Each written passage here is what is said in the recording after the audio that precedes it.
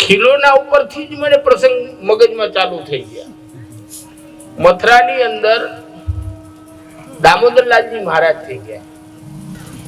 દામોદરલાલજી મહારાજ મથુરામાં થઈ ગયા અને મંદિરમાં આપ અત્યંત સેવા રસિક આપ બાલક હતા, પ્રાચીન બાલક હતા અને અત્યંત સેવા રસિક ને સૌથી વધારે પ્રિય એમને ગાયની સેવા હતી. સવારના પોરમાં નિત્ય પોતે ગૌશાળામાં પધારીને ગાયની સેવા કરીને પછી મંદિરમાં આપ પધારતા અને જે કઈ પણ વસ્તુ ના દર્શન થાય એમાં આપ ભાવ નિહાળતા અને અહોભાવથી ગદગદ બની જતા. હવે બન્યું એવું એક વખત કે આપ શ્રી રાજભોગ ધરી અને બીડીની સેવા કરતા હતા. નિજ તિબારીમાં બિરાજતા હતા ત્યારે મુખિયાજી આવી અને વિનંતી કરી, ઠાકોરજીના ખીલોના આવે ને, તમે બધા આજે ખીલોના જ સાઈ જતા ને એ ખીલોનામાં પોપટ હતો એક તોતા. એટલે એ પોપટ લઈને મારા શ્રી આગળ મુખિયાજી પધાર્યા કે જેરાજ ये तोते की टांग थोड़ी टूट गई है, आपकी आज्ञा हो तो सोनी के यहाँ समरवाए लो. મહારાજશ્રીએ કઈ જવાબ ના દીધો. દામોદરલાલજી મહારાજશ્રીએ કઈ જવાબ ના દીધો. એ દિવસ એમને વયો ગયો. બીજે દિવસે પાછો જ આ પ્રશ્ન રિપીટ કર્યો મુખિયાજીએ કે જેરાજ ये तोते को जलाए दो. जलाए दो लो रेड़ करे ने तो वो जलाए दो. મહારાજશ્રીએ બીજે દિવસે પણ કઈ દામોદરલાલજીએ ઉત્તર દીધો નહીં. ત્રીજે દી પાછો રિપીટ કર્યો પ્રશ્ન કે જેરાજ टांग टूट गई है, श्रम हो गयो है, आपकी आज्ञा हो तो सोनी के यहाँ भेज के जलाए दो, એટલે રેડ કરાવી દો. मुखिया ने दामोदरलाल जी महाराष्ट्री आज्ञा करी कि वो तोता मेरे को दे दो. मुखिया जी आपने ए चांदी नो पोपट, तोता मीन्स पोपट पधरावी दीधो. महाराष्ट्री तोता ने हाथ में लई અને ચોકમાં પધાર્યા અને હાથ ઊંચો કરીને વિનંતી કરી कि हे सुखदेव जी, अब ये भूतल पे आपकी सेवा समाप्त हो गई है, आप जहां से पधारे थे वहां पधारो. એટલી વિનંતી કરીને એ પોપટ ઉડી ગયો.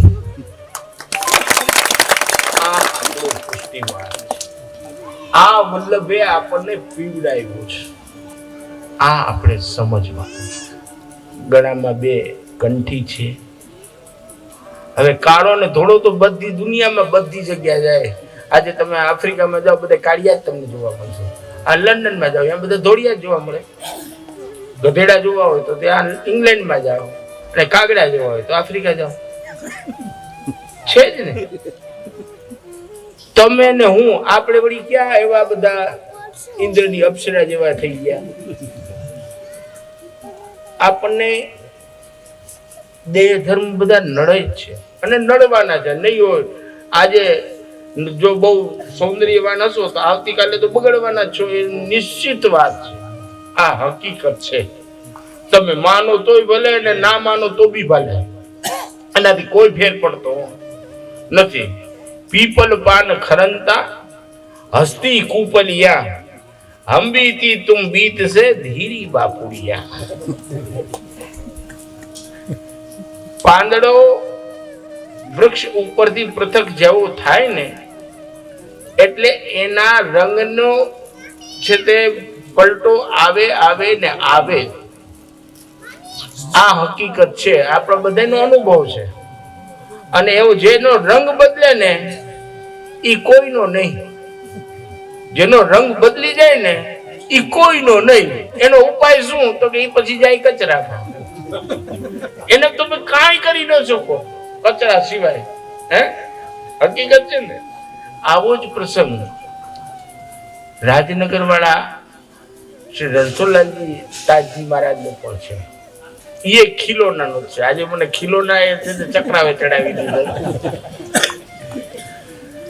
રણછોડલાલજી તાજી અતિ સેવા રસિક ગોસ્વામી બાળકોની અંદર અનભયો વૃદ્ધ આ ભૂતલ ઉપર હતા. જે તે સમયે મારા પિતાશ્રી મુરલીધરલાલજી દાદાજી ના નટવર ગોપાલ એટલે દાદાજી ના સાડુભાઈ અને એમના પિતા શ્રી રણછોડલાલજી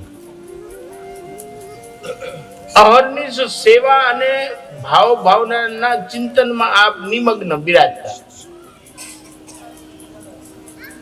મુખિયાજી આપમાં પ્રસંગ પણ ખીલોના અને મુખિયાજીનો જ છે. મુખિયાજીએ મહારાષ્ટ્રીને એટલે કે માસાજી તાજીને રણછોડલાલજી ताजी विनती करी कि जयराज ठाकुर जी के सन्मुख तो जितने खिलौना हुए हैं वो व्यवस्थित रखे जाए. खंड ऊपर ठाकुर जी ने सन्मुख खिलौना राजभोग में आवे तो ये एकदम व्यवस्थित उपला खिलौना उपला खंड ની અંદર અલગ નીચલા ખંડ ની અંદર અલગ બે બાજુ व्यवस्थित રીતે पधरावीने आपने ठाकुर जी ने सन्मुख धरिए.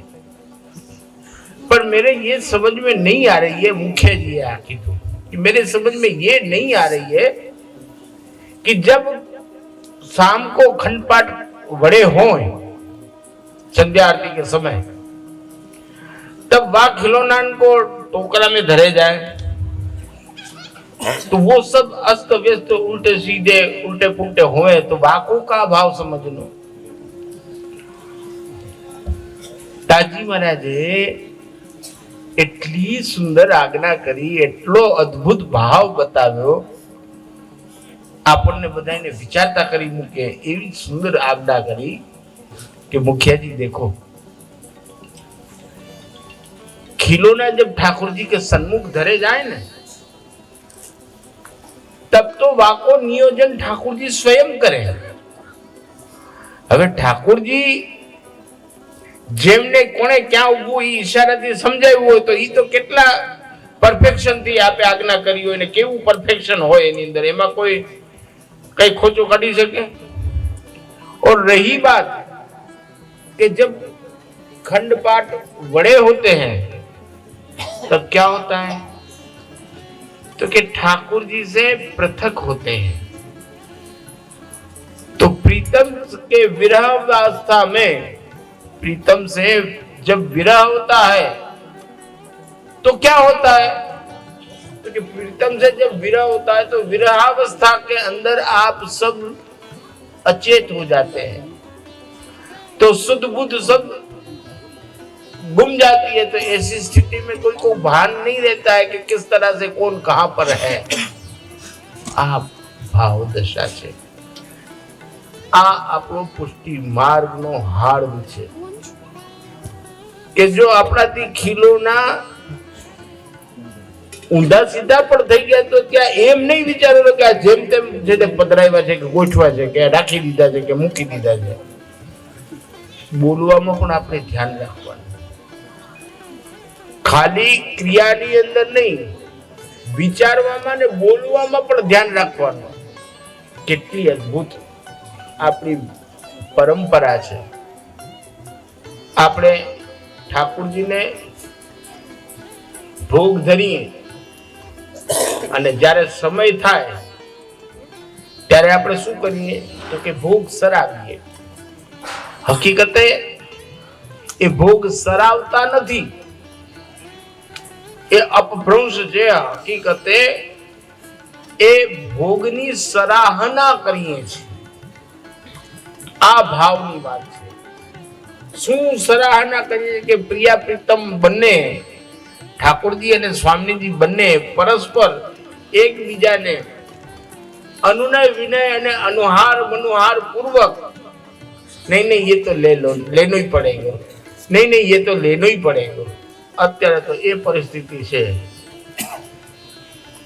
આજના સમાજની કે જો શરૂઆત માણસના ગ્રસ્ત ધર્મની થાય ને તો સ્ટાર્ટિંગની અંદર તો તમારા માટે આજે આ કર્યું છે ને તમારા માટે આ કર્યું છે ને આ કર્યું છે આ કર્યું છે 3-4 મહિના આ કર્યું છે આ કર્યું છે હાલે જેમ લાગુ થતું જાય ને મારા પીટી આ છે લેવું હોય તો લે નહીં તો તેલ લે આપણી આજની પરિસ્થિતિ છે. પણ શ્રી મહાપ્રભુજી એમ કે છે, એમ સમજાવે કે કોઈ વસ્તુમાં ગુજરાતીમાં શું કહેવાય, નિશાન ચૂક માપ પણ માતા નીચું નિશાન. હંમેશા તમારા ભાવની દશા છે એ ઉત્તમ જ હોવી જોઈએ. ખિલોનામાં આપણને મજા આવી જ જોઈએ. શું કામ? વિચાર કરો, વિચારવા જેવી વાત સમજાવું. ખૂબ ધ્યાન દેજો આ વાત ઉપર. સમજવાની વાત એ છે કે ખિલોનામાં શું કામ આપણે ભાવ ઊંચો રાખવો જોઈએ, એ આપણે જીવન ઉપરથી સમજજો. બહુ સમજવાની વાત બતાવું છું. આજે આ અવસ્થા કેમ થઈ છે? કોઈનો કલર ઉડી ગયો છે, કોઈ તૂટી ગયું છે, કોઈમાં ટોચો પડી ગયો છે, કોઈમાં ગોબો પડી ગયો છે. ક્યારે થયું?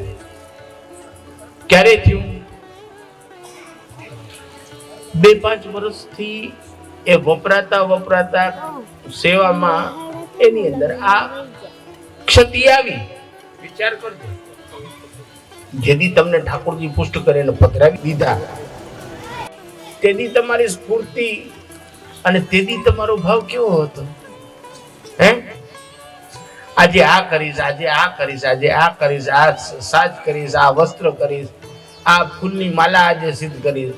ધીમે ધીમે ધીમે ધીમે ધીમે દિવસો જેમ જેમ આગળ વધતા જાય એમ એમ દેહના ધર્મ નડતા જાય અને પછી આપણો ક્રમ સંક્ષિપ્ત, બૃહદમાંથી સંક્ષિપ્ત જ્યારે થતો જાય ને એ અવસ્થાની અંદર છેલ્લે આપણે હવે અમારાથી કાંઈ બનતું નથી. પણ કોઈએ એમ નથી કીધું કે નથી બનતું તો તમે બંધ કરી દો. જે બને એ કરો, અને કાંઈ ન બને તો એની સન્મુખ રહ્યો, બસ વાત પૂરી થઈ. કાંઈ નથી બનતું તો સન્મુખતા રાખો. સન્મુખો અર્થ લાભાય. અને એનાથી આગળ વધીને કહું તો સ્મૃતિ માત્રાર્થી નાશના આ આપણું સ્વરૂપ છે. સન્મુખતા પણ જો નથી બનતી ને તો સ્મરણ કરો. એ સ્મરણ માત્રથી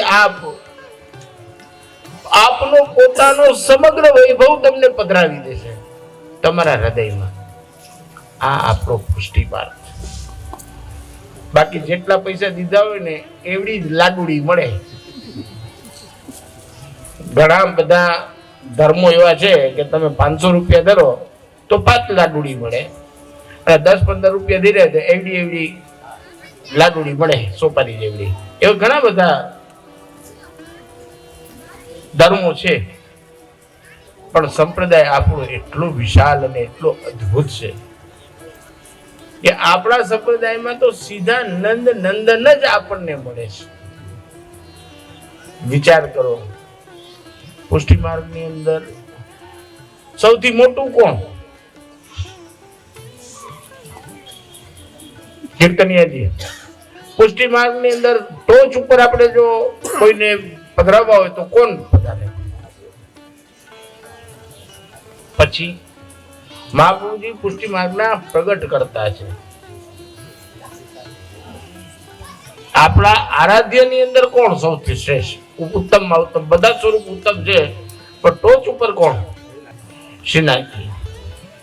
શ્રીનાથજીથી જગતની અંદર કોઈ મોટું નથી. બધા માનો છે ને? બરાબર ને?